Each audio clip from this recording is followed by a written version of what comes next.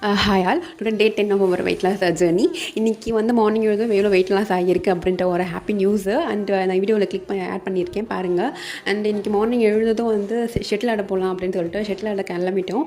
One வந்து 18.80 something இருந்துச்சு. இன்றைக்கி 77.55 அரௌண்ட் ஒரு 3.25 கிட்ட வெயிட் லாஸ் ஆகியிருக்கு.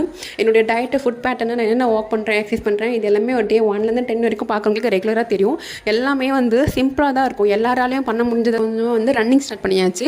ஸோ வாக்கிங் முடிச்சுட்டு ரன்னிங் போனால் ரொம்ப டயர்டாக இருக்கிற மாதிரி இருக்குது. ஸோ அதனால் இன்றைக்கி ஃபஸ்ட்டு ரன்னிங் ஸ்டார்ட் பண்ணிடலாம். ரன்னிங் போயிட்டு அப்புறம் நடுநடுவில் வாக்கிங் போகலாம் அப்படின்ற மாதிரியே பிளான் பண்ணிகிட்டே இருந்தேன். ஸோ அதிகம் கஷ்டமாக இருக்கிற ஒர்க்கெட்லாம் ஸ்டார்டிங்கில் எனர்ஜி இருக்கும் போதே கம்ப்ளீட் பண்ணிவிட்டு கொஞ்சம் டயர்டாகிட்டதுக்கப்புறமேட்டுக்கு கொஞ்சம் ஈஸியாக இந்த வாக் பண்ணுற மாதிரி இருக்கிறதுலாம் கொஞ்சம் ஈஸியாக இருக்கும்ல. ஸோ அதனால் இதெல்லாம் லாஸ்ட்டில் வச்சுக்கலாம்.